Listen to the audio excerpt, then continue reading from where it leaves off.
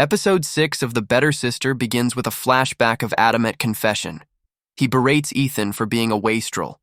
He claims Chloe enables Ethan's bad behavior and he is the only one trying to fix his son. At present, Nikki tries to confront Chloe, who is more worried about appearances, and it turns physical. Nancy jumps in and ends up hitting and cuffing Nikki. Michelle orders them to stand down as they need a new game plan. Michelle tells Nikki to play the bad mom so Ethan can look grateful to have had Adam. As for Chloe, she needs to dig into Adam's files and find another suspect. She grabs whatever she can from Adam's office. Bill catches her, but she is able to hide the USB. Nancy hangs out with her former mentor, Clark, at his bar, and he tells her to be careful. She cannot afford to make another mistake, and he hints that she has a messy rep. He wants her to do a psych eval to calm the brass. She also discusses the case and thinks Nikki is pretending to be a mess to take the attention away from Ethan. A flashback shows Nikki arriving at her mom's, drunk out of her mind. Everyone's worried, but Sheila simply looks after Nikki. Taxing. Present, Nikki goes to an AA meeting. She thought Chloe and Adam were saving Ethan from her, but she is upset that they messed him up too, and now she is going to lose him again. After the meeting, she talks to her friend Debbie about some orders. Meanwhile, Matt shows up at the FBI HQs. He tries to ID the agent with Chloe, but is forced to leave. At the same time, Chloe meets Agent Olivero and gives him the USB. He refuses to help with Ethan's case and even threatens her. Upset, she rushes off and calls Michelle. Back to Nikki, she takes a walk with Ken and talks about Adam. He hated that Ethan needed her and hit her when she drank. Ken points out that Adam and Chloe left her instead of helping her.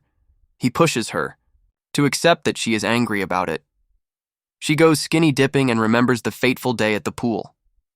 As for Chloe, she tells Jake about the FBI looking into Gentry and is upset that he knows.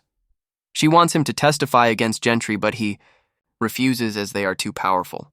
He wishes he could help and she hooks up with him. She is definitely scheming as Dom gets a tip that the sisters are going to drop a bomb during their testimonies.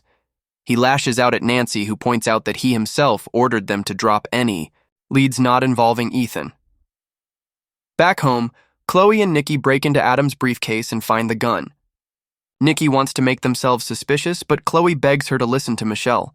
She states that Ethan needs them and Nikki is touched. Chloe accepts that she made a mistake cutting Nikki out. Before the next hearing, Michelle tells Ethan that his next best bet is a plea bargain, despite being innocent. He wishes he had heard his father and she comforts him. Bill and Jake show up as support, and Chloe pretends to be grateful. Catherine brings everyone Chloe has helped and sponsored. Ken advises Nikki to tell her truth and move on. Nikki takes the stand and paints Adam as a good, disciplined, and philanthropic guy. She thought she could change by being with him. She knew Adam was good for Ethan, unlike her, which is why she agreed to give away her custody rights. But when Dom questions her, he uses the burner phone to prove that Ethan is capable of lying. And since he didn't tell Nikki about the gun or the trolling account, she cannot vouch for his innocence. The tide turns with Chloe's testimony. She pushed Ethan to switch from prosecution to a private law firm, and he blamed her for their vapid, pretentious, rich life. He started hitting her. She claims no one knew about the abuse except Jake, as they are having an affair. She adds that Jake was angry with Adam. Nikki looks impressed while Jake is upset that he's been thrown under the bus. He is called up and Michelle treats him like a suspect. We also learn that he was the one Chloe was texting from her burner phone on the night of the murder. He looks sad, but accepts his role for Ethan's sake. He refuses to answer every question, including the one asking if he killed Adam.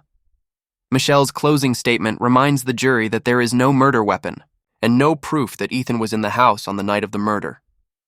The prosecution's argument is based on hearsay and assumptions. Michelle points out that Jake is a more likely suspect. During the break, Nikki cries in the bathroom and Chloe holds her hand. Thankfully, the verdict is that Ethan is not guilty. Nikki looks relieved as she heads back alone. She has the gun in her purse. She cooks for Ethan while Chloe brings him his things.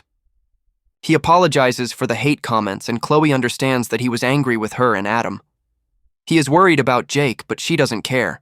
She asks about the bloody shoes, and he explains that he staged it all to cover for her. She is confused by his belief that she killed Adam, and the Better Sister episode 6 comes to a close.